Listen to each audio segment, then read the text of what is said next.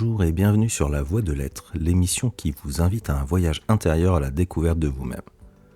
Je suis Alex Béochat, psychopraticien, énergéticien et numérologue, et je suis heureux de vous accompagner dans cette exploration passionnante où nous allons apprendre à mieux nous connaître et à comprendre notre fonctionnement. Dans chaque épisode, nous aborderons des thématiques essentielles pour libérer nos blocages, retrouver notre vraie nature et nous réaliser pleinement. Ensemble, nous allons redécouvrir notre potentiel d'être énergétique et multidimensionnel et apprendre à travailler en harmonie avec l'univers et notre âme. Ce cheminement est une invitation à devenir acteur de nos vies, à nous épanouir dans notre authenticité et contribuer ainsi à faire tourner le monde un peu plus rond. Alors que vous soyez en quête de réponses, de sérénité ou simplement curieux d'en savoir plus sur vous-même, ce podcast est fait pour vous. Installez-vous confortablement, ouvrez votre esprit et votre cœur et laissez-vous guider sur la voie de l'être.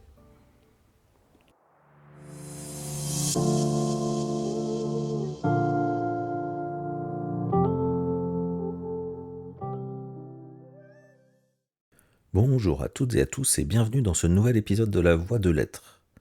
Alors aujourd'hui, je vous propose de remonter le temps et de partir à la découverte d'un univers passionnant et souvent méconnu, la transmission transgénérationnelle. Alors, vous avez peut-être déjà ressenti des peurs, des blocages ou vous avez eu des comportements qui vous semblaient décalés, sans aucune explication évidente en vous demandant mais pourquoi en fait je vis ça, j'ai l'impression que ça ne m'appartient pas. Et si tous ces échos venaient de plus loin que votre propre vie, finalement de ce que vos aïeux ont pu vivre et n'ont pas pu résoudre. Eh bien aujourd'hui, en fait, je vous invite à lever le voile sur ces héritages invisibles, comprendre d'où ils viennent, ce qu'ils nous transmettent, comment ils circulent dans nos gènes, nos neurones, nos émotions, nos croyances et même nos champs énergétiques, et de voir comment on peut s'en libérer pour enfin vivre notre vie. Alors installez-vous confortablement, prenez un carnet si vous voulez noter quelques pistes, et laissez-vous guider dans ce voyage au cœur de votre histoire familiale. Entre découvertes et exemples concrets, je vous invite à ouvrir grand les oreilles et le cœur, parce que cette exploration pourrait bien changer votre rapport au passé et réinventer votre avenir. Allez, c'est parti, remontons les racines du passé.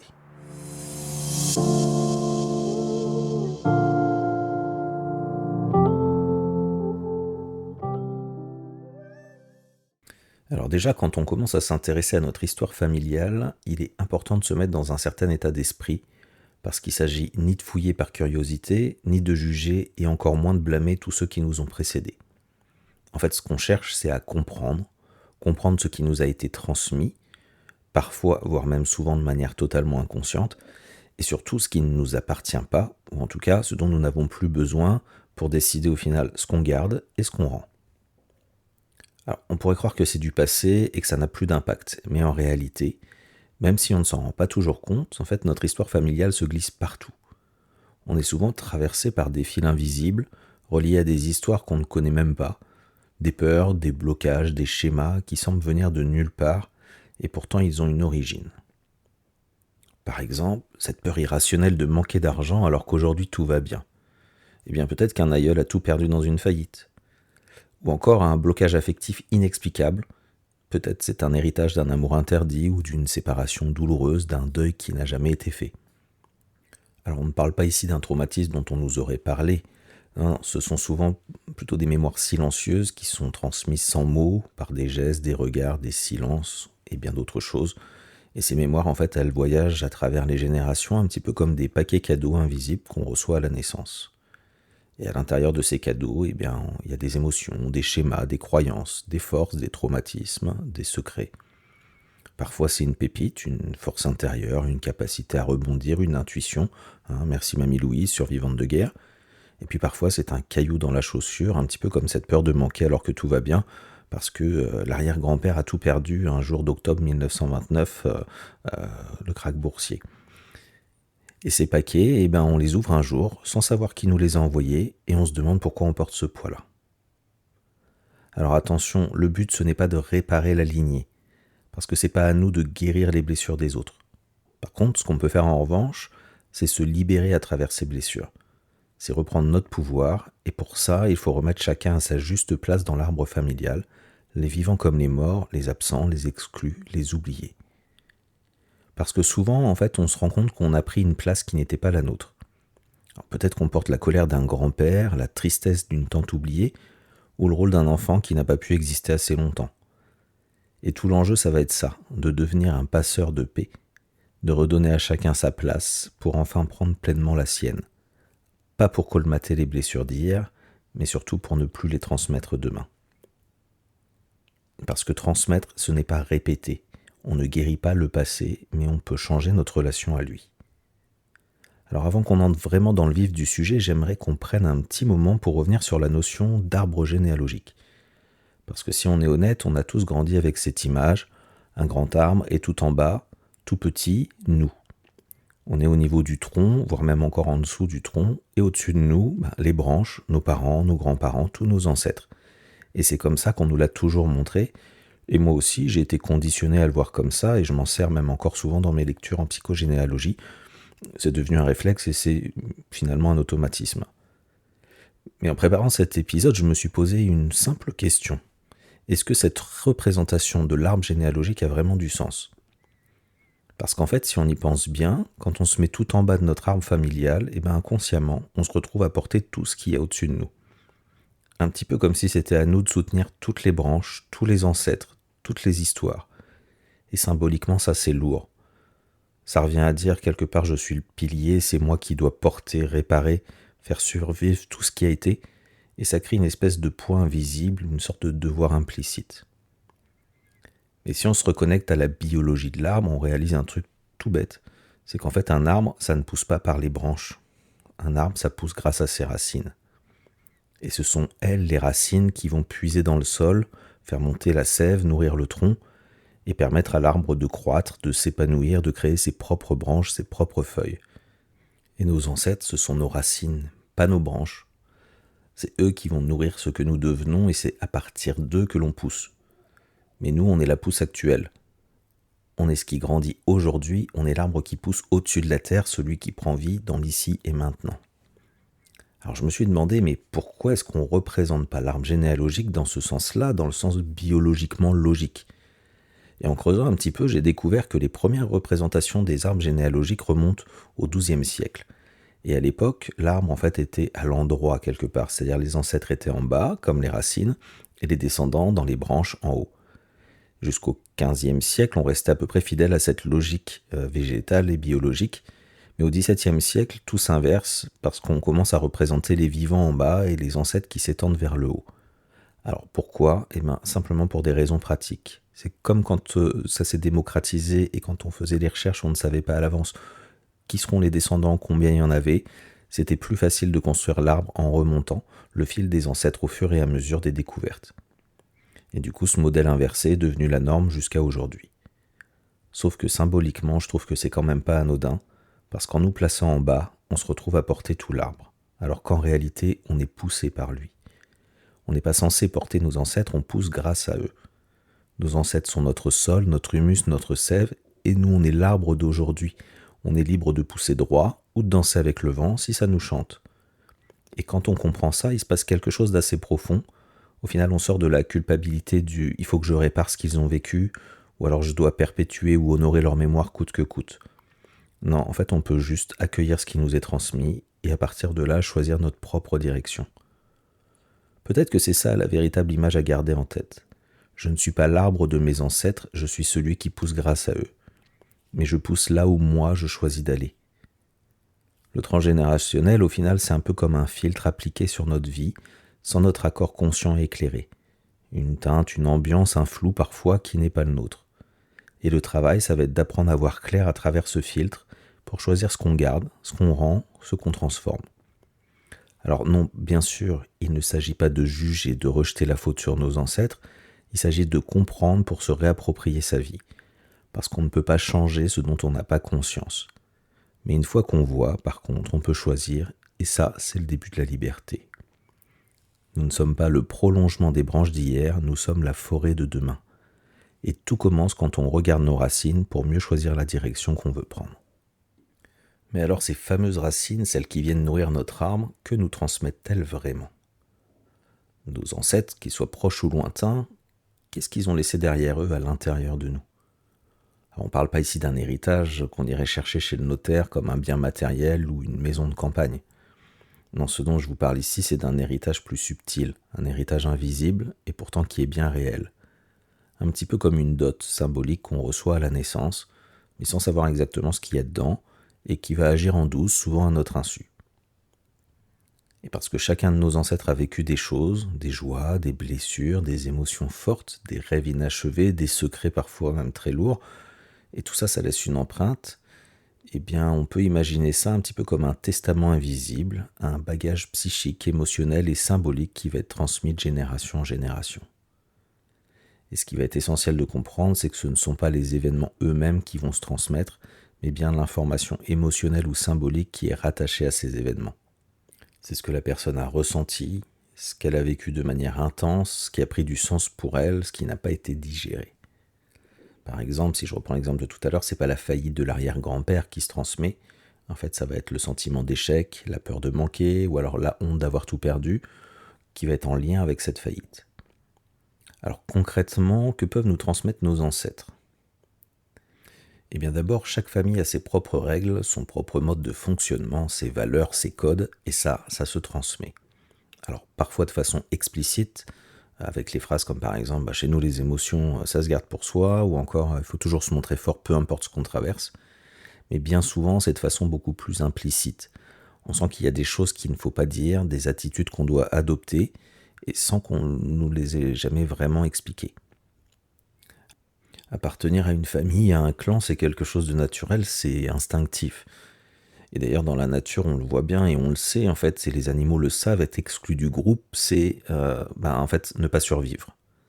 Alors du coup, on va développer inconsciemment un code d'honneur, une sorte de loyauté invisible à notre famille pour ne pas être rejeté. Et on appelle ça les loyautés familiales, cette fidélité inconsciente aux valeurs, aux croyances et aux attentes du clan.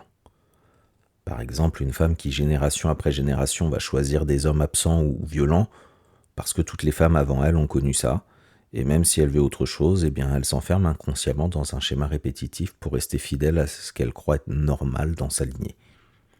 Et parfois même on fait exactement l'inverse, dans la tentative de se libérer, comme ce garçon, par exemple, fils d'une longue lignée de policiers ou de militaires, qui choisit de devenir artiste de rue pour couper avec le système et les règles.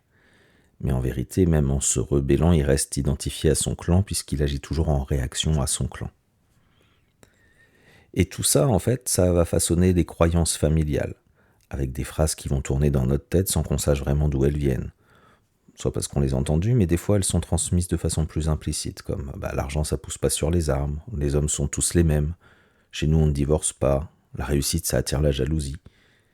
Et souvent, ces croyances sont limitantes, mais on y reste fidèle parce qu'inconsciemment, on pense que les respecter, c'est aimer notre famille.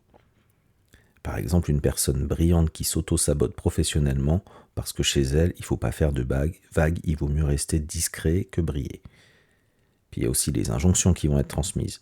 Fais plaisir, sois parfaite, ne te plains pas, sois fort pour les autres. Des phrases qu'on n'a peut-être jamais entendues mot pour mot, mais qu'on porte comme des ordres intérieurs, parce qu'elles font partie des codes de la famille. Et puis au-delà de ces règles familiales, il y a aussi toutes les émotions non digérées, les peurs profondes, les blessures invisibles que certains de nos ancêtres ont portées. Des émotions qui ont été parfois trop fortes, trop intenses pour être exprimées à l'époque, et qui, faute de pouvoir être dites ou guéries, elles ont été transmises, un peu comme si elles devaient trouver un écho quelque part dans la descendance. Parfois ce sont de véritables drames, ou du moins vécus comme tels par celui qui les a traversés, des traumatismes qui n'ont pas trouvé de résolution dans la vie de cette personne et qui vont laisser une empreinte émotionnelle dans tout le tissu familial. Donc ça peut être un événement individuel comme un accident, une faillite, une violence qui est subie, un viol, un abandon, ou quelque chose de plus collectif comme une guerre, un exil, une déportation, une crise politique, économique. Et même parfois, en fait, si ça nous est pas arrivé à nous directement, on peut emporter la trace. Si je prends un exemple concret, pendant la guerre, certaines familles, voire de nombreuses familles, pour pas dire presque toutes, je pense, ont souffert de privations extrêmes au niveau de nourriture. Et aujourd'hui, on voit encore les descendants qui, sans raison apparente, moi je me souviens au moment de la guerre du Koweït, on a vu tout le monde commencer à faire des réserves de nourriture. On l'a revu au moment du Covid, qui d'ailleurs où on employait un langage de guerre beaucoup pour nous dire qu'on était en guerre contre quelque chose. Et en fait, on vivait dans une peur irrationnelle de manquer, et donc on a commencé à faire des réserves de nourriture, alors que nous, dans nos générations, on n'a jamais connu la guerre.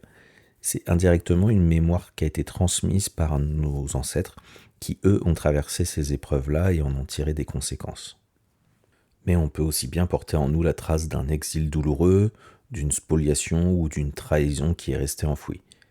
Et ces vécus, s'ils n'ont pas pu être compris ou reconnus, ils vont continuer à vivre dans le corps du clan à travers les générations suivantes.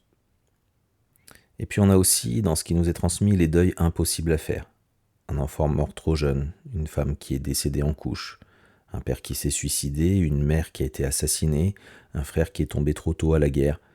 En fait, des morts perçues comme injustes, trop violentes, trop soudaines, trop tôt, et parce que le chagrin a dû être tué, étouffé et parfois même refusé, ou simplement impossible à libérer, alors c'est la mémoire de cette personne qu'on continue à porter. Un petit peu comme si l'inconscient familial disait on ne doit pas l'oublier, quelqu'un doit se souvenir pour lui. Et du coup, dans les générations suivantes, voilà, un enfant peut naître avec une hypersensibilité, un sentiment diffus de tristesse, un vide inexplicable, ou même un prénom qui rappelle étrangement celui du défunt.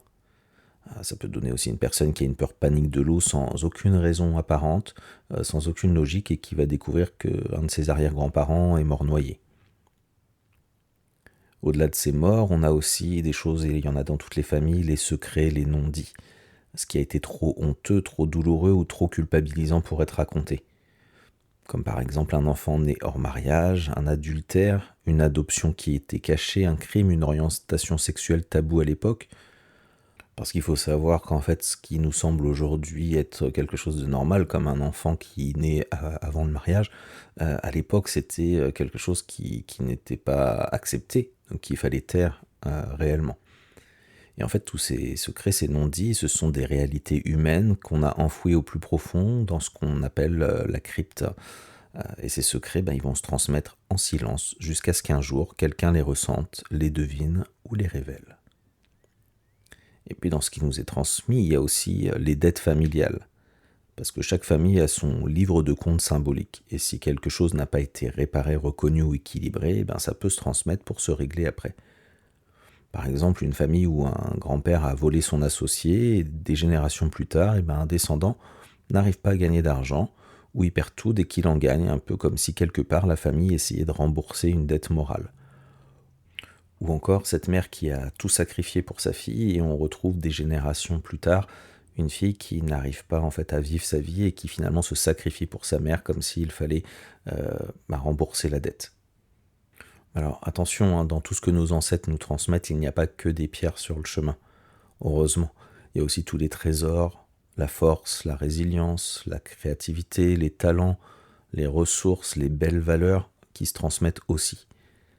Donc comme vous voyez, notre famille ne nous lègue pas seulement un nom, une histoire ou des photos jaunies, elle nous transmet des codes, des croyances, des blessures, des élans, des dons, parfois lumineux, parfois plus lourds, et tout ça en fait ça cherche à être reconnu et peut-être même transformé. Tout ce qui n'a pas été dit, ressenti, accueilli, tout ce qui a été vécu comme trop ou pas assez, tout cela peut un jour ou l'autre revenir dans l'histoire d'un descendant, dans votre histoire. Mais alors sous quelle forme ? Maintenant qu'on a vu en fait ce que nos ancêtres nous transmettent, voyons un peu comment ça s'infiltre dans nos vies. Alors, parfois ça va être flagrant, un prénom qui saute aux yeux, une date qui revient comme un écho, un métier qu'on choisit sans trop savoir pourquoi, et puis parfois c'est plus subtil, comme une angoisse un peu sourde, une peur irrationnelle, une trajectoire de vie qu'on ne se sent pas vraiment avoir choisi nous-mêmes, un peu comme si on suivait un chemin qu'on n'a pas tracé par soi-même. Et pourtant, toutes ces manifestations, elles vont avoir un point commun, elles portent en elles l'empreinte d'une mémoire, celle de notre lignée, celle de ceux qui nous ont précédés. Alors, une mémoire certes invisible, mais bien vivante, et souvent cette mémoire, elle va agir sans prévenir jusqu'au jour où on commence à ouvrir les yeux. Alors, comment ça se manifeste ? On va commencer par un des éléments les plus évidents et en même temps les plus négligés, le prénom. En psychogénéalogie, un prénom, c'est jamais juste un prénom. Ce n'est pas une simple étiquette qu'on vous colle à la naissance, c'est en fait un marqueur identitaire, symbolique, un lien entre les générations, une sorte de passerelle invisible mais pourtant bien réelle entre les histoires du passé et notre vie, ici et maintenant. Et le prénom, c'est la première empreinte qu'on reçoit. Il est déjà porteur d'un projet sens, et on parlera de tout ça dans le prochain épisode à venir dans 15 jours, d'un rêve transmis sans mots, ou au contraire d'une blessure qu'on essaie de réparer sans même le savoir. C'est l'inconscient familial qui parle à travers ce prénom, c'est ce qu'on ne dit pas, ce qu'on a oublié consciemment, mais qui continue à se transmettre en silence. Le choix d'un prénom, en fait, il est vraiment loin d'être anodin, même quand on croit qu'il l'est. Et même quand on vous dit on l'a choisi parce qu'on l'aimait bien, eh ben, il y a presque toujours une résonance plus profonde, une histoire et une trace. Alors parfois c'est flagrant, on va donner à un enfant le prénom de son grand-père ou de sa tante adorée, ou de quelqu'un qu'on a perdu, une sorte d'hommage, un lien affectif. Mais souvent ça va un peu plus loin. Ce prénom, en fait, ça peut être comme une injonction invisible, une attente, un appel à ressembler à cet ascendant, alors parfois par amour et parfois pour combler un vide. Si on prend un exemple très connu, Vincent van Gogh, il est né 1 an jour pour jour après la mort de son frère aîné, qui portait exactement le même prénom que lui. Donc imaginez vivre toute sa vie avec cette charge, ce poids inconscient de devoir remplacer un enfant mort idéalisé. Et c'est pas un cas isolé. Donner à un enfant le prénom d'un frère ou d'une sœur décédée ou d'un ancêtre parti trop tôt, ça revient souvent à projeter sur lui une mission, celle de réparer un deuil non résolu, de combler un manque. Alors il arrive aussi qu'un prénom soit lié à une blessure familiale, à un événement tragique, la guerre, l'exil, un décès brutal. Et là encore, le prénom devient porteur d'une mémoire douloureuse, d'une attente de réparation. Moi, par exemple, quand j'ai travaillé sur mon arbre généalogique, j'ai réalisé que mon prénom faisait écho à celui de ma grand-mère maternelle, qui ressemblait, elle s'appelait Alexina dans son deuxième prénom. Et bien mes parents, ils n'en avaient même pas conscience. Ils avaient choisi mon prénom comme ça parce qu'ils l'aimaient bien, et pourtant, en fait, il y avait bien une résonance. Il y a aussi tous ces cas où un parent donne son propre prénom à son enfant, en deuxième ou en troisième prénom, souvent. Alors avant ça se faisait naturellement, aujourd'hui c'est plus rare. Et ben en psychogénéalogie ça en dit long. Ça peut être une envie de prolonger quelque chose, son identité, ses valeurs, de transmettre un bout de son histoire. Mais parfois c'est une demande silencieuse et inconsciente, un peu comme si l'enfant devait réussir là où le parent avait échoué, venir réparer ce qui a été blessé, ou encore porter une mission qui a été laissée inachevée. Et pour l'enfant, ça peut vite devenir lourd, comme une sorte de fidélité inconsciente à un modèle, à une attente, à une souffrance familiale. Et puis il y a aussi quand on retrouve un même prénom sur plusieurs générations, là c'est souvent un indice, quelque chose qui peut-être n'a pas été digéré, une souffrance qui se répète, un deuil qui n'a jamais été fait. Si je reprends dans ma famille, ma mère s'appelait Michel. Et en fait son prénom était aussi le deuxième prénom de son frère aîné, qui lui-même avait épousé en premières noces une femme qui s'appelait Michel. Et quand j'avais creusé un peu plus loin, parce que je recherchais là pour le coup juste en généalogie, dans l'histoire de ma famille, j'ai fini par trouver dans des générations précédentes une femme dont le nom de famille était Michel, et qui était morte très jeune. Alors, j'ai pas le contexte, mais je me dis que peut-être c'était un deuil qui a été mal digéré, un vide que la famille a essayé de combler en redonnant ce prénom derrière. Alors, quant au diminutif, qu'est-ce qu'on peut en penser ? Ça aussi, c'est pas anodin. Quand on va raccourcir un prénom, quelque part on modifie son énergie et sa vibration, un petit peu comme si inconsciemment on pouvait dire à l'enfant reste à ta place, ne prends pas toute ta dimension, ne dépasse pas le modèle. Ça peut limiter l'élan, freiner l'épanouissement. Et puis il y a aussi tous les prénoms ambigus, un peu androgynes, Claude, Michel, Daniel, Frédéric.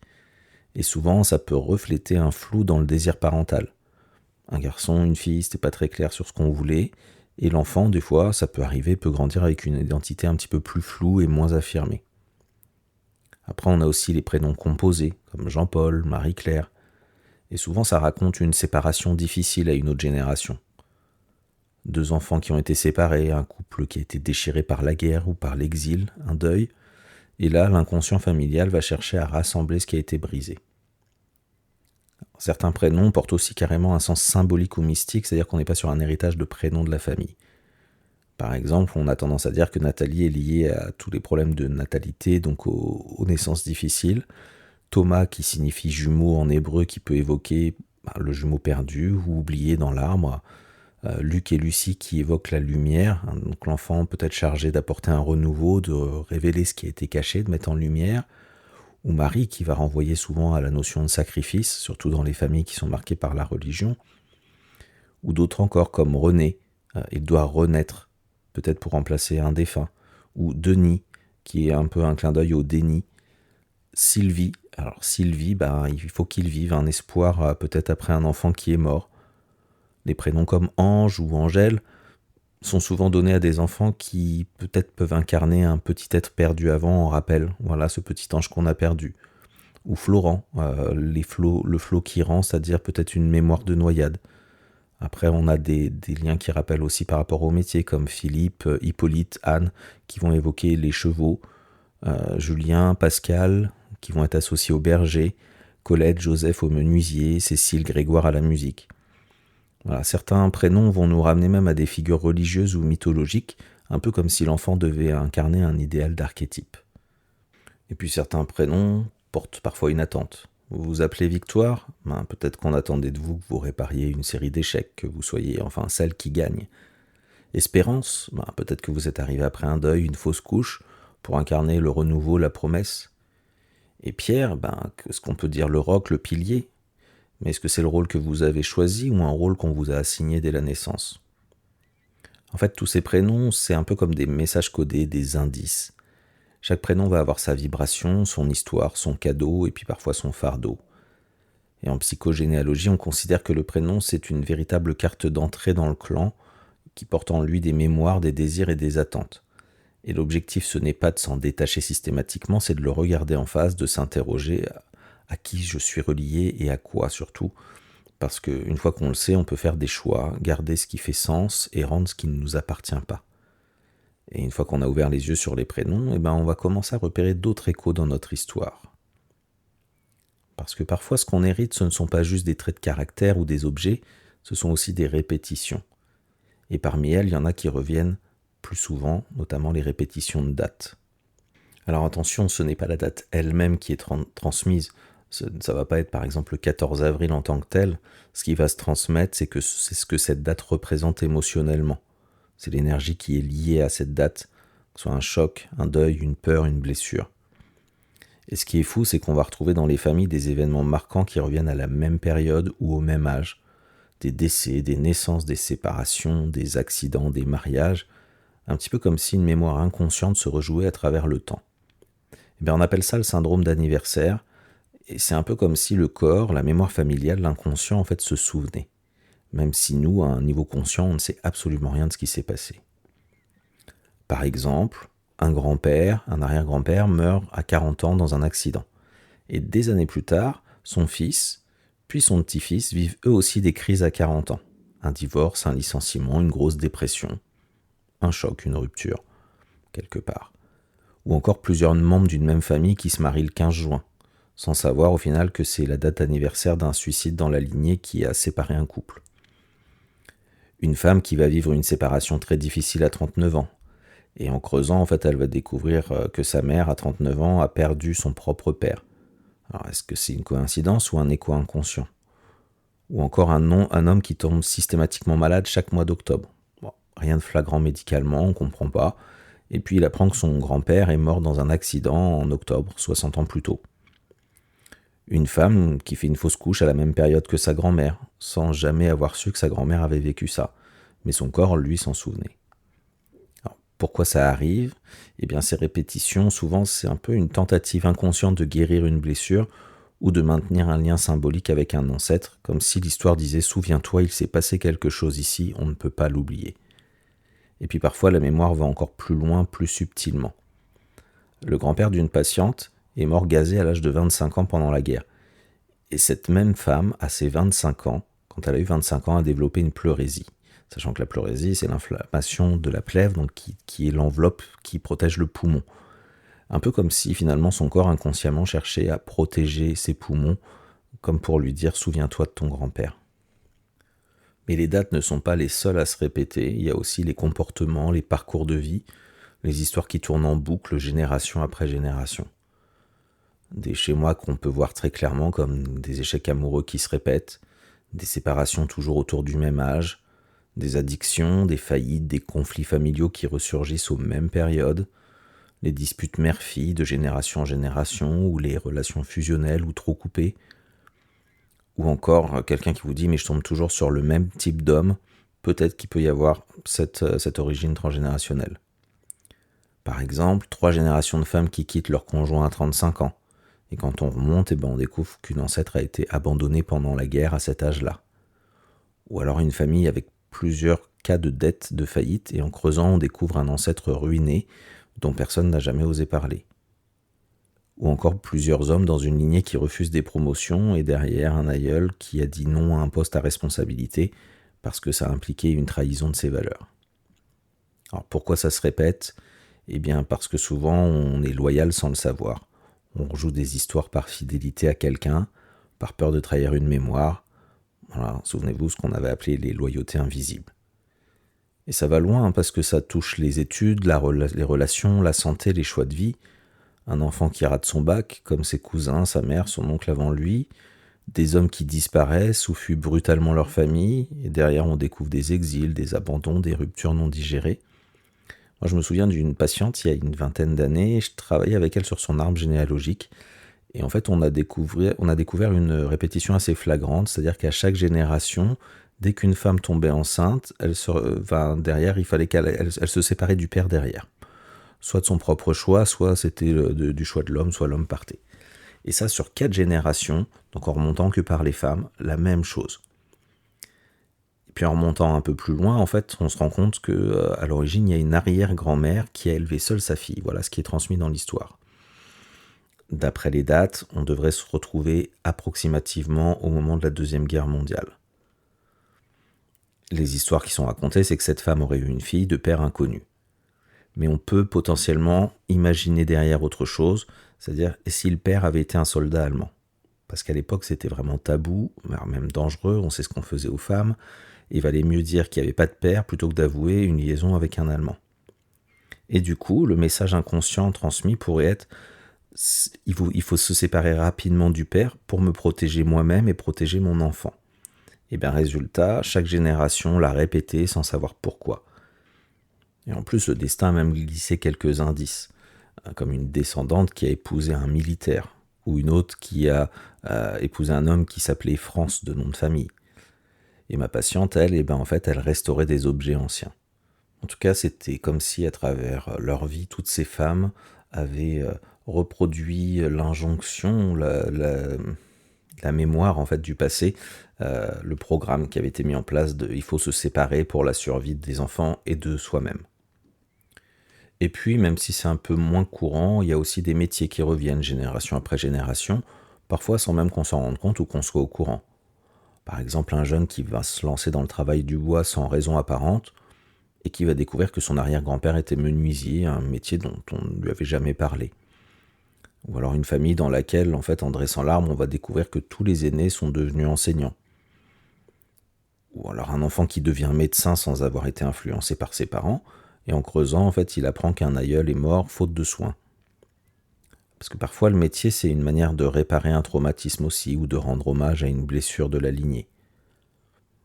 Par exemple, plusieurs artistes dans une famille où le talent créatif d'un ancêtre aurait pu être étouffé, ou encore des agriculteurs de père en fils, par loyauté envers une terre familiale perdue, malgré toutes les difficultés financières que ça peut engendrer. Et puis parfois, c'est encore plus symbolique. Une personne va devenir banquier, et on découvre en fait qu'il y avait eu un vol, une malhonnêteté dans la famille autour de l'argent. Une autre épouse un monsieur bourse, comme pour réconcilier une blessure liée à l'argent de la lignée. Et puis il y a aussi les maladies.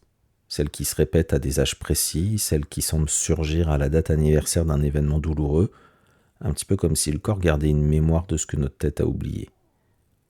Par exemple, un cancer du sein diagnostiqué à 45 ans chez une grand-mère, puis chez sa fille, puis chez sa petite-fille. Ou encore des dépressions qui apparaissent systématiquement vers 30 ans, l'âge où un ancêtre par exemple a perdu un être cher. Moi, dans ma famille, en fait, mon grand-père est décédé d'une crise cardiaque à 61 ans, à 2 mois de prendre sa retraite. Et des années plus tard, son fils aîné est décédé également à 61 ans d'une crise cardiaque, à 2 mois avant de prendre sa retraite. Alors, ces maladies, parfois, ça va être le reflet d'un stress transgénérationnel, d'une sorte de mémoire corporelle qui n'a jamais été libérée. Par exemple, une femme qui va être atteinte d'un cancer du sein et va découvrir en creusant son arbre toute une lignée de deuil autour de la maternité. Des nourrissons perdus, des grossesses non reconnues, des douleurs silencieuses, et on sait que le sein, ça vient toucher la nourriture de l'enfant, en fait, ça a quelque part à voir avec l'enfant, avec le nid, ce qu'on appelle les conflits de nidation. Ou alors une série de dépressions, comme on l'a dit, toujours au même âge, comme s'il y avait un plafond invisible qui se dressait à ce moment-là. À partir de cet âge-là, il faut être en dépression. Des douleurs chroniques, des maladies auto-immunes qui disent je me bats contre moi-même, parce qu'en fait il peut y avoir une culpabilité ancienne ou une colère retenue quelque part dans la lignée. Tout ça, c'est pas pour culpabiliser, c'est pas pour dire que tout est psy ou dans la tête, mais en fait c'est pour comprendre, pour mettre en lumière, pour pouvoir peut-être poser un mot sur une mémoire et lui permettre de s'apaiser. Parce que parfois, ce qu'on appelle une coïncidence n'en est pas une en fait. C'est juste la mémoire qui frappe à la porte. Et puis il y a encore un autre niveau, plus subtil, plus insidieux, celui en fait où on va avoir l'impression que notre vie a été décidée pour nous avant même qu'on puisse choisir. Vous savez, un petit peu cette sensation étrange, comme si quelque chose en nous nous poussait dans une direction, qui n'est pas forcément la bonne d'ailleurs, et surtout pas forcément la nôtre, mais une direction qui nous semble imposée, dictée, un petit peu comme si le scénario était déjà écrit sans qu'on ait eu notre mot à dire. Par exemple, une femme qui va rêver de tout quitter, de vivre dans une autre ville, dans un autre pays, mais qui revient toujours dans la même ville, comme tirée par un fil invisible, alors que pourtant elle s'y sent étreinte, enfermée. Ou encore un homme qui est passionné de nature, qui va finir par finalement devenir médecin, il n'a jamais osé faire autre chose. Il dit je ne sais pas pourquoi, c'était comme évident. Mais évident pour qui? Ou un autre qui tombe toujours sur des partenaires absents, toujours, et comprend pas pourquoi elle attire ce schéma, alors qu'elle cherche exactement l'inverse. Et si ces choix, au final, n'étaient peut-être pas tout à fait les nôtres, et si sans le savoir, on répondait à une mémoire ancienne, une histoire qu'on nous aurait transmise, non pas par les mots, mais par les silences, l'émotion ou les non-dits. En psychogénéalogie, comme on l'a vu tout à l'heure, on appelle ça des loyautés familiales inconscientes.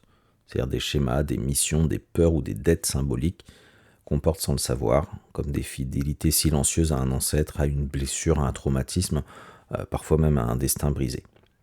Et c'est un peu comme si à travers nous, quelque chose cherchait à réparer, à compenser, ou parfois à ne pas faire pire. Alors on va choisir la prudence, on freine, on répète sans comprendre pourquoi on vit une vie par défaut. Par exemple, une femme rêve d'être artiste, mais elle choisit un métier plus sérieux.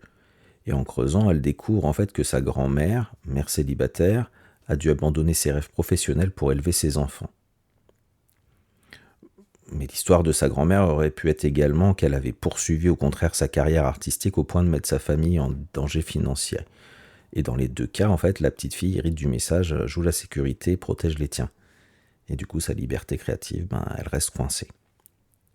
Ou alors un homme qui rate son bac à chaque tentative et il apprend que 14 membres de sa lignée ont échoué avant lui.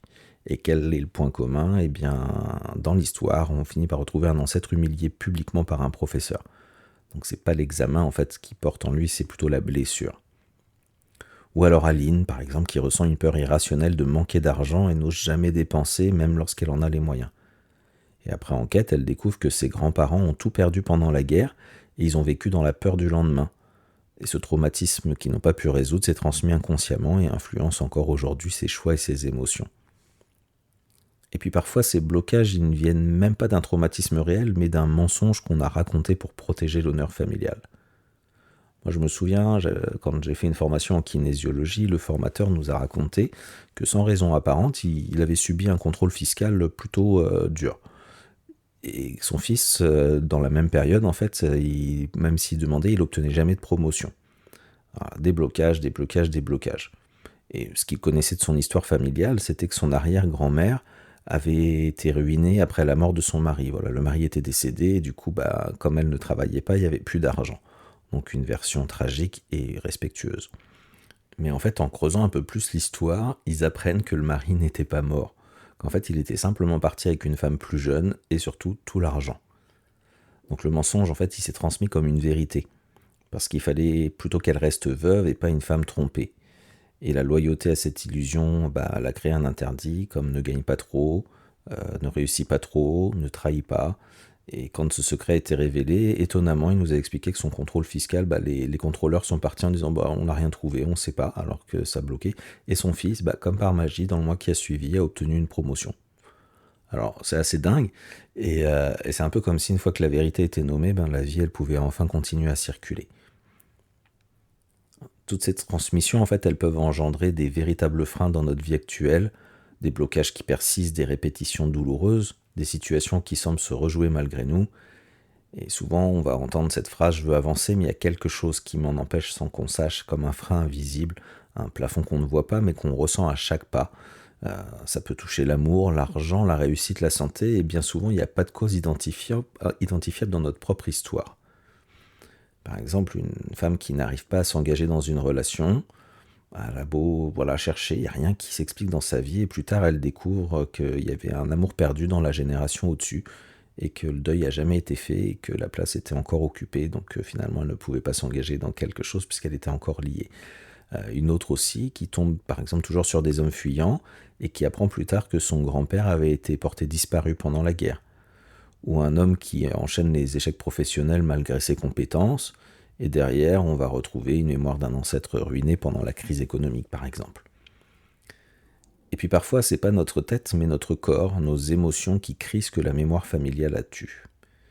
Voilà, des symptômes récurrents, inexpliqués, comme des douleurs cervicales à répétition sans cause, peut-être un écho inconscient d'une pendaison dans la lignée, par exemple, une phobie de l'eau, sans cause personnelle, mais qui va renvoyer à un drame maritime enfoui, d'un ancêtre qui est mort noyé, ou alors des migraines, des insomnies, des angoisses qui surviennent à des dates clés, une colère sourde, une peur du manque, une anxiété sans cause logique.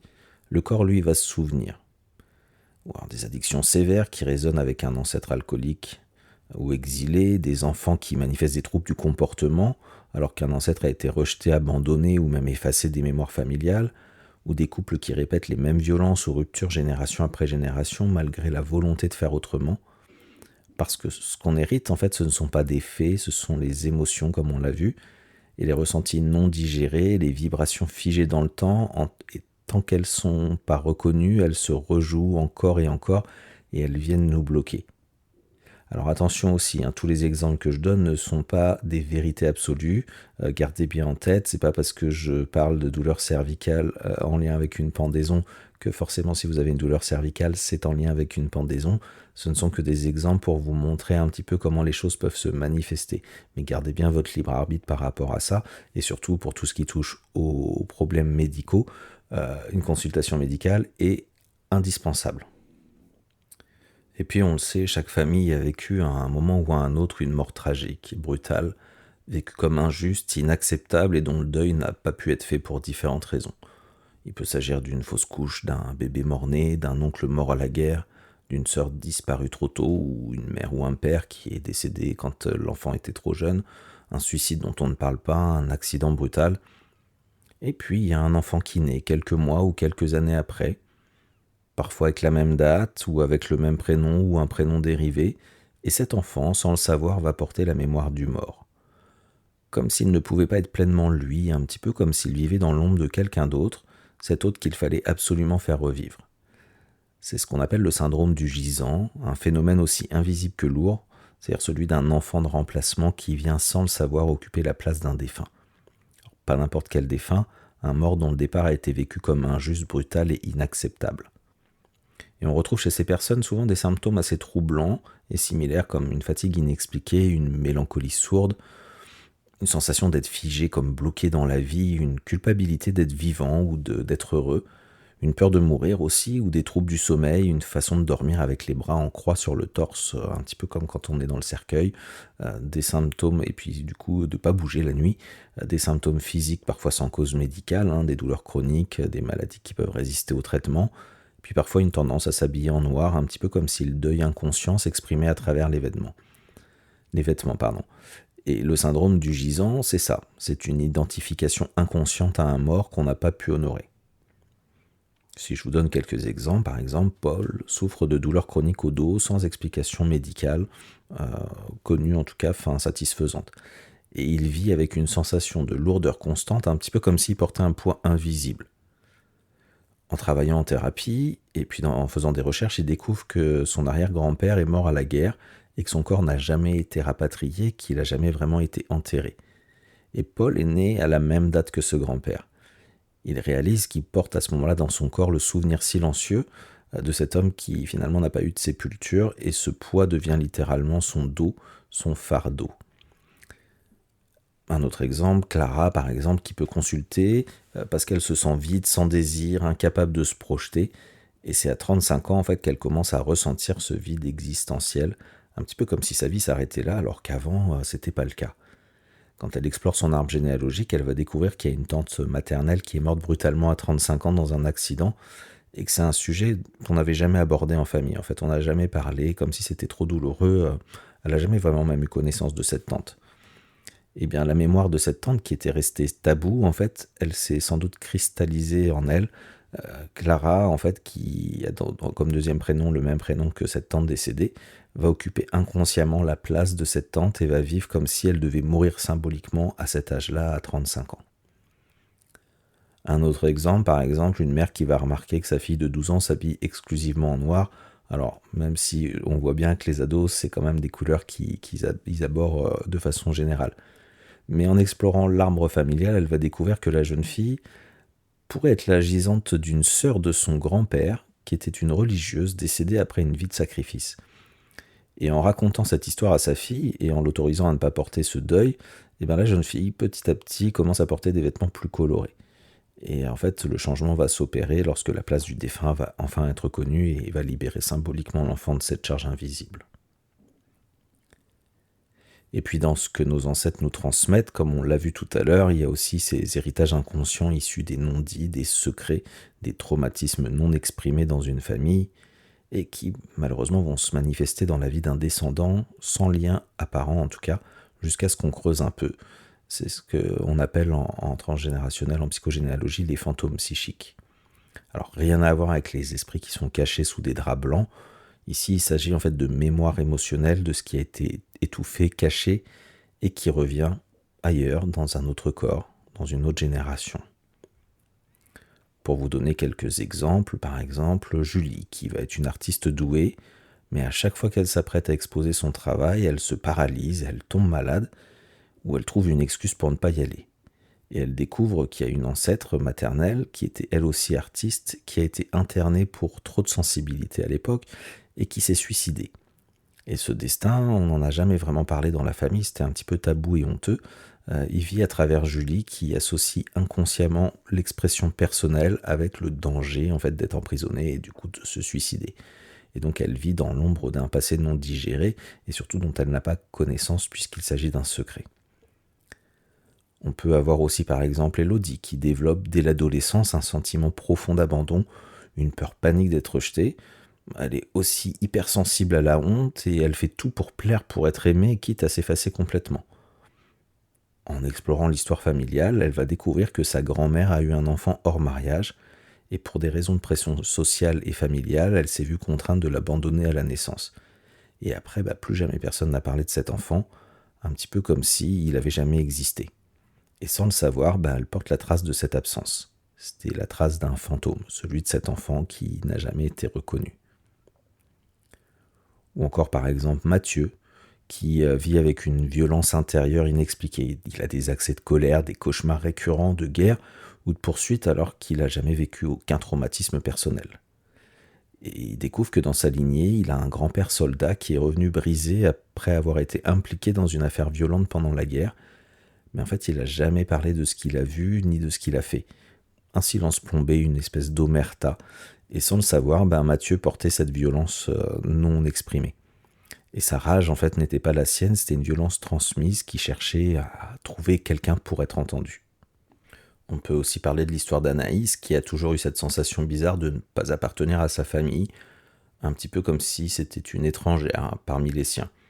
Elle s'est toujours d'ailleurs demandé d'où ça pouvait venir, et elle a développé une véritable obsession, en plus, pour certaines périodes historiques, et notamment la Deuxième Guerre mondiale, sans savoir pourquoi.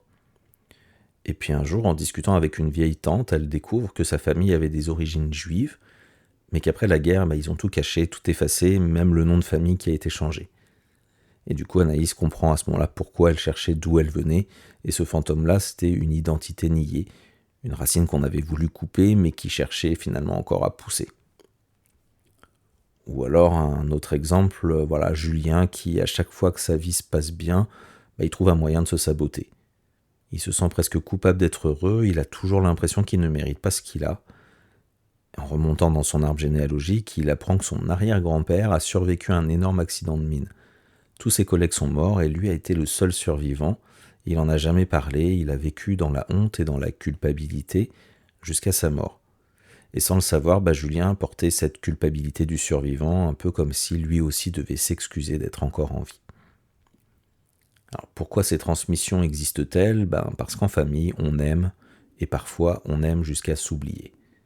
Par loyauté invisible, on répète ce qui n'a pas été guéri. Par réparation inconsciente, on rejoue un traumatisme pour qu'il soit enfin vu.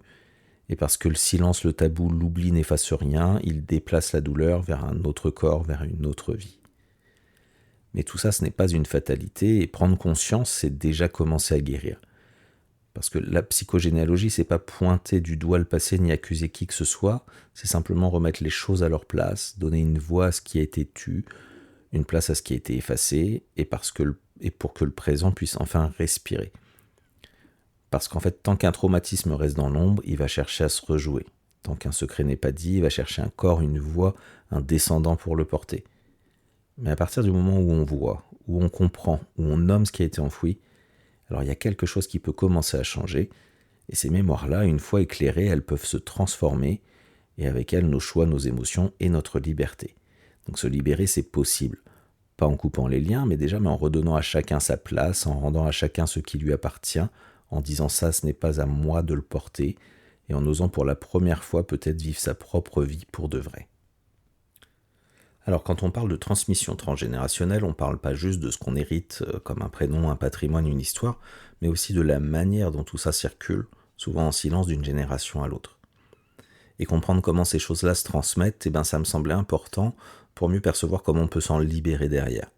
Alors, ce que je vais vous expliquer, c'est sans doute loin d'être exhaustif, et je vais vous partager en fait plusieurs grands mécanismes, en tout cas qui moi me parlent et qui me semblaient intéressants de vous partager. Alors déjà, on en avait parlé un petit peu plus tôt, les prénoms, les dates de naissance, le nom de famille. En fait, tout ce qui est notre état civil, ce ne sont pas que des informations sur une carte d'identité, c'est aussi un vecteur de mémoire. Donc le prénom, comme on l'a vu, parfois nous relie directement à un ancêtre ou nous connecte à une symbolique particulière. Et puis notre date de naissance, elle peut faire écho à un événement marquant dans l'arbre familial, on l'a vu avec les répétitions. Ça peut être un décès, une naissance, un mariage, un drame. On est sans le savoir sur une date qui vibre, une résonance, et il n'y a jamais de hasard. Et puis le nom de famille, c'est un élément un petit peu à part, parce qu'en fait c'est le seul de l'état civil qu'on ne choisit pas vraiment, il nous est transmis, c'est un héritage filial, et on l'hérite quelque part par obligation, et il ne fait pas qu'indiquer d'où l'on vient, en fait il nous inscrit dans un clan, souvent celui du père, même si aujourd'hui ça change un peu, avec tout ce que ça implique, de loyauté invisible, des dettes de reconnaissance, des fiertés, et parfois des blessures aussi. Et il faut se souvenir qu'il fut un temps où ne pas porter le nom de son géniteur du père, c'était quelque part on était stigmatisé, on était considéré comme un bâtard, un enfant rejeté, c'était souvent honteux aux yeux du groupe. Donc le nom de famille, il porte un poids symbolique, un poids social et aussi un poids émotionnel. Et au-delà de tout ça, en fait, la numérologie stratégique, si vous vous souvenez de l'épisode, ça va permettre, même si elle permet entre autres de mieux comprendre déjà notre mode d'emploi intérieur, nos dons, nos besoins fondamentaux, nos zones de tension et de blocage, ça va permettre aussi de mettre en lumière ce que le nom et les prénoms viennent nous transmettre au-delà des mots, et également de révéler les mémoires familiales qui pourraient être encore actives et continuer de nous influencer, voire de nous freiner dans notre vie actuelle. Au-delà de cet état civil, il y a un autre vecteur qui est plus visible, celui-là, qui permet les transmissions, ce sont les histoires qu'on va nous raconter. Vous savez, ces récits familiaux qu'on entend depuis l'enfance et qu'on finit par intégrer comme des vérités, qui vont devenir des sortes de prophéties, des scripts inconscients auxquels on va se conformer. On va les entendre partout. Alors dans notre famille, on est des battants, ou alors on n'a jamais eu de chance, ou les femmes chez nous, elles sont fortes et seules. Un autre exemple, par exemple, ton grand-père a tout sacrifié pour sa famille. Alors quand on l'entend comme ça, on se dit waouh, quel homme. Mais en fait, le message sous-jacent derrière, c'est sois fort, sacrifie-toi, ne te plains pas, ne pense pas à toi. Et ça peut donner chez un descendant une incapacité à dire non, à se reposer, à demander de l'aide, créer une sorte de loyauté invisible envers une souffrance qu'on a glorifiée. Et au final, on pense qu'on nous transmet une valeur alors qu'en fait, on nous transmet une contrainte.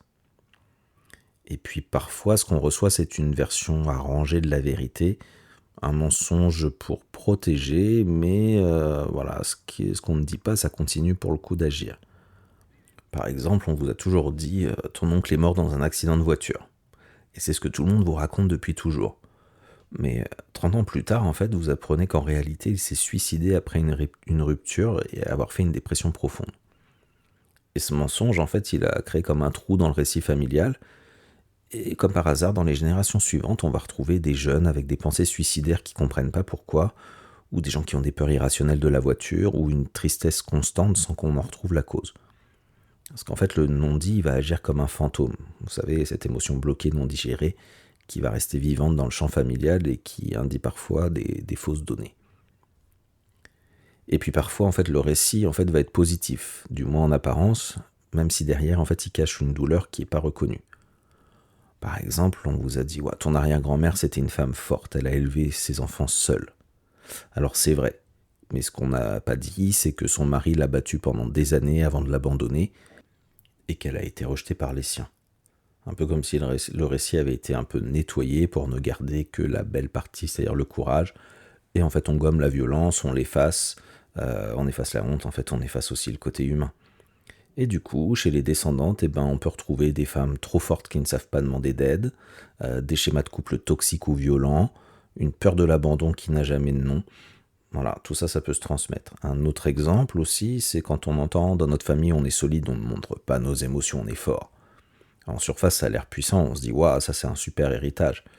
Sauf qu'en réalité, ça empêche la vulnérabilité, les larmes, la demande de soutien, et ça peut donner des crises d'angoisse qu'on cache, des addictions en silence, des maladies psychosomatiques, un hyper-contrôle qui finit par enfermer la personne, parce que cette solidité, en fait, elle va cacher des fois même un trauma collectif de guerre, d'exil, de famine, de génocide.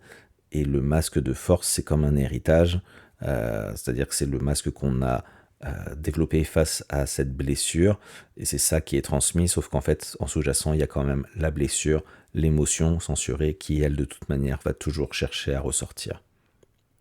Ces histoires, elles vont fonctionner comme des programmes inconscients, elles vont donner des loyautés invisibles, des injonctions cachées comme ne réussis pas plus que tes parents, souffre en silence, sois parfaite pour être aimée, reste loyale à la version officielle.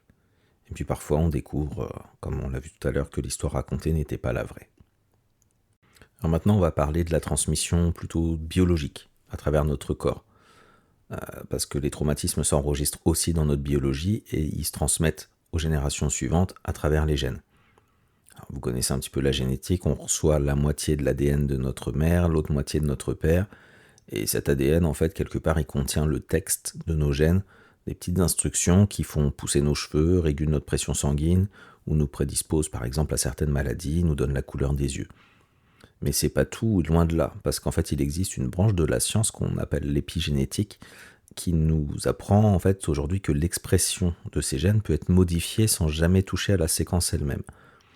Imaginez un petit peu que l'ADN soit comme un livre, et l'épigénétique, enfin en tout cas la façon épigénétique, c'est un peu comme si c'était des surligneurs, des post-it, des annotations qui vont indiquer quel chapitre il faut lire et quels sont ceux qu'on doit ignorer.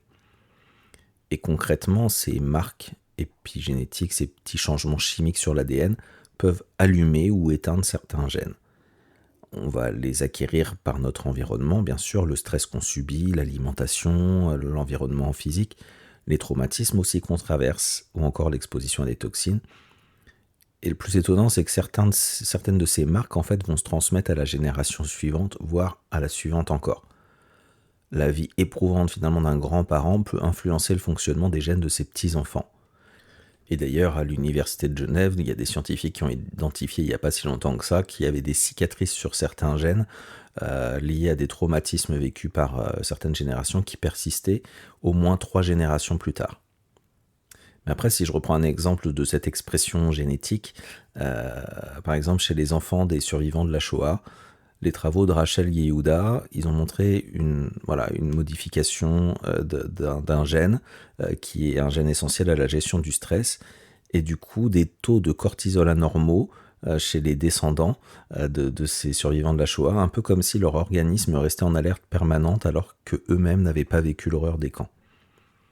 Une autre expérience chez la souris, où on a créé du stress en séparant la mère des petits, eh bien on a vu que les descendants, sans jamais avoir connu cette séparation, développaient pourtant une sorte de stress, de dépression et des comportements à risque qui étaient liés finalement à ces changements dans leur cerveau et dans leurs cellules reproductrices.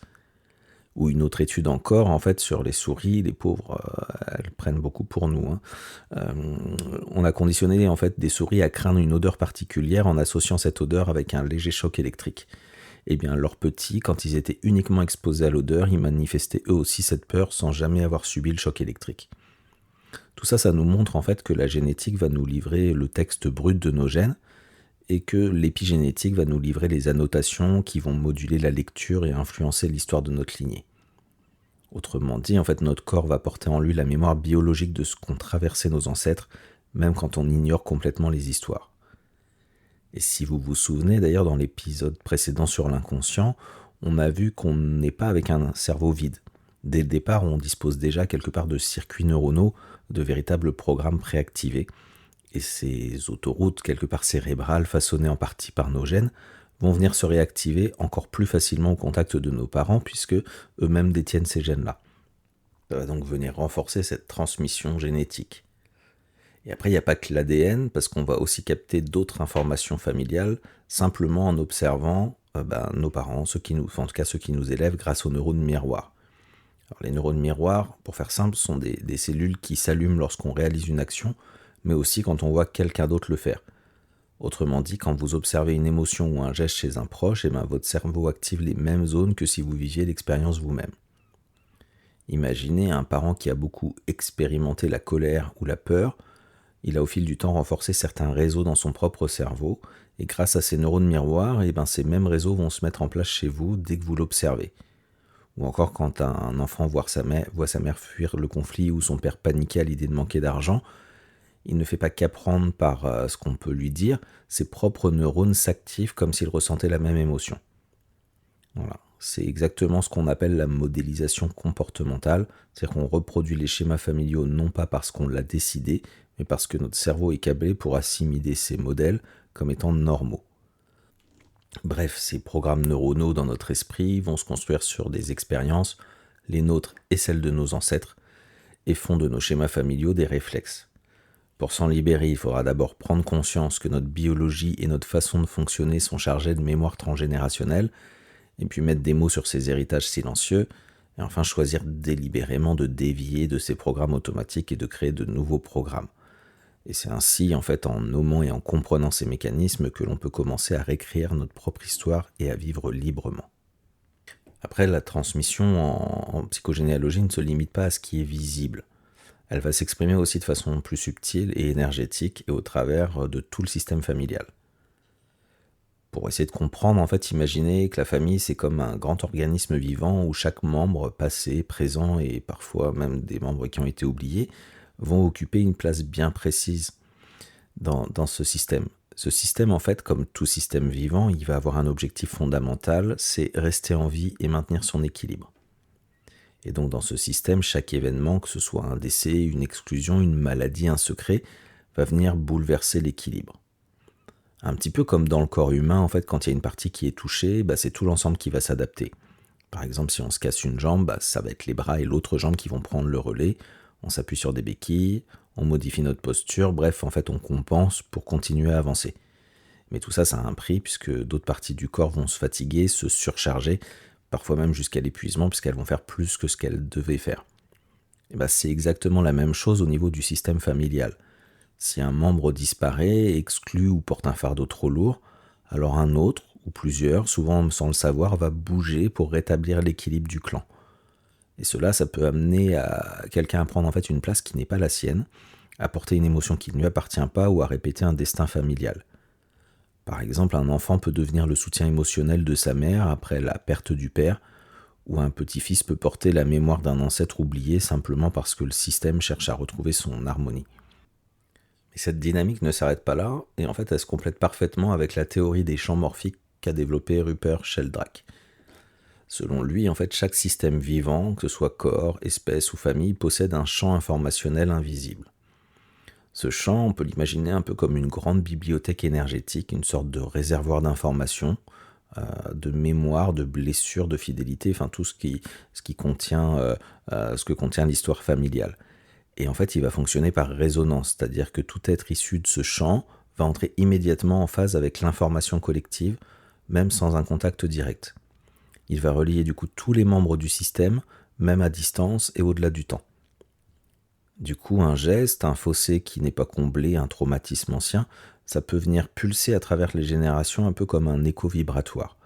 Et ce champ, il organise et influence nos comportements, nos émotions, nos choix, souvent sans que nous en ayons conscience. Du coup, la psychogénéalogie subtile et énergétique va nous inviter à voir la famille comme un système vivant, relié par un champ invisible mais bien réel, où chaque mouvement, chaque déséquilibre va appeler une réponse pour préserver la cohésion. Alors maintenant que vous comprenez un peu plus comment ces mémoires circulent dans votre corps, dans votre comportement et dans votre champ familial, la vraie question c'est qu'est-ce qu'on fait quand on repère un blocage qui vient de notre histoire familiale. Alors déjà, je voudrais rappeler quelques principes qui me semblent pour moi en tout cas essentiels. Premièrement, vous n'êtes pas là pour sauver ou soigner votre famille, mais pour évoluer vous-même. Parce que vouloir à tout prix libérer la famille, ça vous ancrerait plutôt dans le passé et ça renforcerait les mêmes schémas. Deuxième point, ne blâmez pas vos ancêtres. Ce que vous avez hérité, c'est souvent en lien avec votre contrat d'âme, avec ce que vous êtes venu travailler dans cette vie. Donc vos poids sont autant des cadeaux d'évolution que les blessures que vous pensez avoir, et accueillez-les plutôt que de les rejeter. Ce que vous portez, c'est aussi une formidable possibilité d'apprentissage, pas une punition. Troisième point, ne commencez pas par fouiller tout l'arbre. Si vous cherchez d'abord toutes les dates, les secrets, les répétitions, vous risquez de vous charger de fardeaux qui ne sont même pas les vôtres, qui n'ont rien à voir avec vous, ou d'y attacher trop d'importance. Commencez plutôt par repérer ce qui bloque dans votre quotidien, dans votre vie, ce que vous n'arrivez pas à comprendre, et puis après, voyez si ces blocages font écho avec votre arbre, avec votre lignée. Quatrième point, rappelez-vous, ce qui se transmet n'est pas écrit pour se répéter indéfiniment. Il n'y a ni fatalité, ni obligation de se sacrifier pour un ancêtre. L'objectif, ce n'est pas de rompre une chaîne, mais plutôt de transformer l'énergie. Cinquième point, votre but, c'est de reprendre pleinement votre place et en même temps de redonner à chaque aïeul la sienne, sans écraser ni oublier personne. Donc plutôt que de chercher à éliminer une transmission, mettez-la en lumière, puis libérez-vous de ce qui vous étouffe.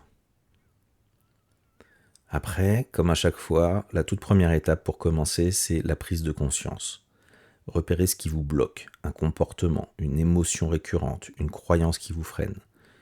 Et observez tout ça sans jugement, un peu comme si vous notiez un signal d'alarme qui vous disait là, il y a quelque chose qui ne va pas. Et ensuite, tournez-vous vers votre histoire familiale avec bienveillance. Cherchez les échos, peut-être dans les dates, les prénoms, les schémas qui se répètent dans la famille, et demandez-vous ce que ce blocage vous apprend sur vous-même. Qu'est-ce qui vous appartient vraiment là-dedans ? Qu'est-ce qui relève plutôt de l'héritage familial ? Et faites le tri doucement, tranquillement, à votre rythme. À partir de là, plusieurs voies vont s'offrir à vous. Vous pouvez écrire votre génogramme, vous faire aider si c'est compliqué, pour visualiser plus clairement les liens, les répétitions, les deuils, les exclusions, puisqu'en fait on a vraiment une image, c'est beaucoup plus parlant. Vous pouvez du coup, comme on l'a vu, qu'il y a une partie qui se transmet par les gènes et donc du coup par les neurones qui vont avoir les programmes, faire un recalibrage neurologique. Grâce à la neuroplasticité, on peut reprogrammer finalement nos circuits, nos programmes. Donc pour ça, faire de nouvelles expériences, pour installer des nouveaux comportements, de se libérer des anciennes croyances en faisant les choses autrement, agir en conscience en tout cas, mais différemment. Et puis vous pouvez également vous faire aider d'un thérapeute qui pratique l'EMDR ou l'hypnose pour vous aider à désamorcer les mémoires douloureuses et à modifier les programmes inconscients. Après, dans les autres possibilités, c'est d'utiliser tout ce qui est rituel symbolique et actes psychomagiques, parce que souvenez-vous, le mental ne distingue pas le réel de l'imaginaire, le passé du présent du futur. Donc par exemple, on peut écrire une lettre à un ancêtre pour lui dire ce qu'on a à lui dire, lui rendre ou lui rendre hommage aussi. On peut également planter un arbre ou allumer une bougie pour faire une sorte de sépulture symbolique. Pourquoi pas. Et après, il y a des rituels pour couper des liens énergétiques. Le bonhomme aux allumettes, vous allez trouver plusieurs choses. Il faut faire des choses qui vous parlent. Ça peut être aussi des visualisations ou des méditations guidées pour libérer le champ familial. En tout cas, plutôt vous libérer du champ familial. Et puis dans les autres pistes possibles, tout ce qui est travail énergétique, par exemple. Donc un énergéticien peut vous aider à dissoudre des nœuds transgénérationnels, à libérer certaines mémoires. Moi je sais que ça apparaît, quand c'est nécessaire, ça apparaît dans les soins que je pratique, quand c'est juste que ce soit fait pour aider à libérer ça. Vous pouvez aussi faire une constellation familiale. Alors moi j'en ai vécu une que j'ai faite pour moi en tant que consultant et deux que j'ai fait en tant que représentant. Donc en fait le principe c'est qu'on part d'une problématique, pour schématiser vraiment, on part d'une problématique et puis le consultant va choisir parmi les gens présents qu'il ne connaît pas, des personnes qui vont venir représenter certains de ses ancêtres. Donc ce choix, il se fait de façon totalement inconsciente. L'inconscient ne laisse jamais la place au hasard. Et pour avoir été, comment dirais-je, pour avoir été représentant, en fait, quand on nous met dans la place d'un personnage, même si on ne sait pas qui est ce personnage, on se retrouve, on ne sait pas si c'est un père, un grand-père, on se retrouve automatiquement à vivre et à ressentir, la façon dont on nous positionne les uns par rapport aux autres, on ressent des choses. Aujourd'hui, ce que je comprends, c'est que ce qu'on ressent, c'est parce que en acceptant de jouer le rôle d'un ancêtre, on se connecte, on nous donne l'autorisation et on se donne l'autorisation de se connecter finalement très probablement au champ morphique familial. Et du coup, on va avoir accès à certaines informations qui vont se vivre à travers notre corps et qui vont permettre de restituer. Donc c'est pas inintéressant, ça peut être à faire une fois. Par contre, effectivement, ça ouvre des portes de libération qui peuvent être assez puissantes, mais il faut faire ça avec prudence et surtout avec des personnes qui maîtrisent, puisqu'encore une fois, on a accès quand même au champ morphique d'une famille qui n'est pas la nôtre. Donc voilà, en tout cas, comprendre et rééquilibrer ce système, ça va permettre à chaque membre, qu'il soit vivant ou mort, de retrouver sa juste place, et à vous de vous libérer du poids du passé pour vivre votre vie.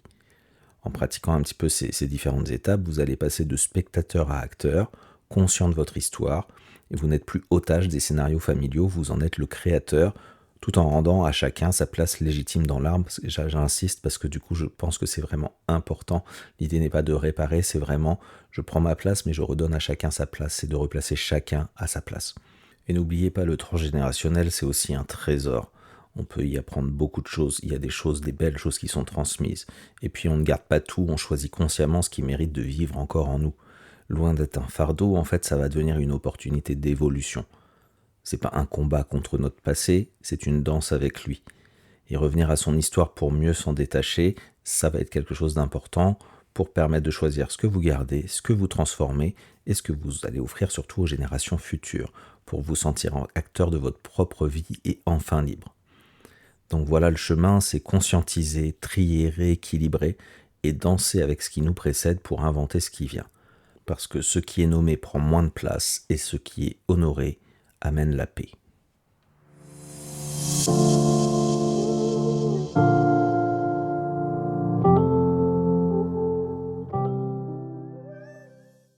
Et voilà, nous arrivons au terme de cet épisode consacré au transgénérationnel et j'espère que vous avez apprécié.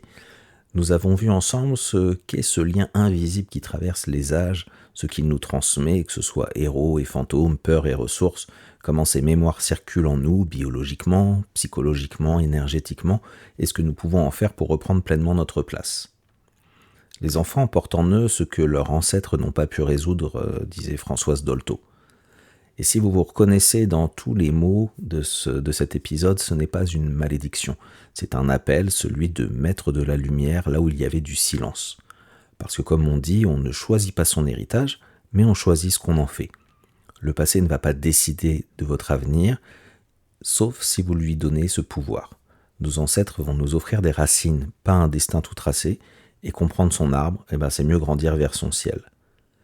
Le transgénérationnel nous invite à revenir aux racines pour mieux grandir.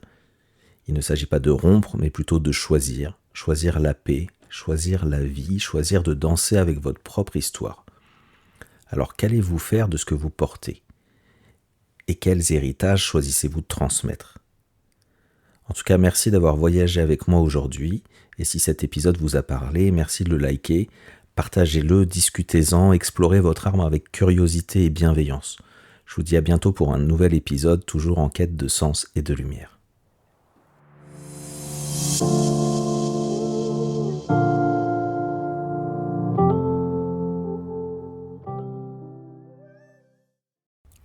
Merci de m'avoir écouté. J'espère que les réflexions partagées aujourd'hui vous ont inspiré et vous ont donné des clés pour vous reconnecter à votre vraie nature et à votre potentiel d'être multidimensionnel. N'oubliez pas que chaque pas vers la connaissance de soi, c'est un pas vers un épanouissement authentique. Si vous avez aimé cet épisode, je vous invite à le liker, à me laisser un commentaire et à le partager avec ceux qui pourraient en bénéficier. Ensemble, on peut apporter un peu plus de lumière dans la vie des autres. Si vous souhaitez en savoir plus sur moi et ce que je propose, ou si vous souhaitez prendre rendez-vous avec moi, je vous invite à visiter mon site internet www.antares-thérapie.fr. Rappelez-vous dans tout ce que nous avons abordé aujourd'hui de garder votre libre arbitre. Ne prenez que ce qui résonne en vous, parce que je ne détiens aucune vérité. Je partage en toute simplicité mes connaissances, mon expérience et des clés de compréhension qui, je l'espère, vous seront utiles. Alors, je vous donne rendez-vous dans 2 semaines pour un nouvel épisode et d'ici là, prenez bien soin de vous. À très bientôt.